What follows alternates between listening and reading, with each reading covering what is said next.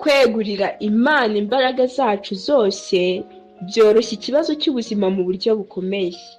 Uku kwegurira Imana guca intege kandi kugahindura ubusa intambara igihumbi urwana n'irari ry'umutima wa kamere.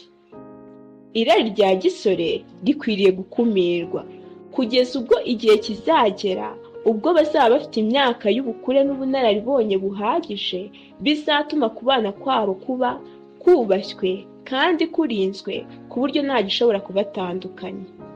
Basore nshuti, umwanya muto mumara mubiba imbuto mbi uzatanga umusaruro uzatuma ubuzima bwanyu bwose buhora bushaririwe.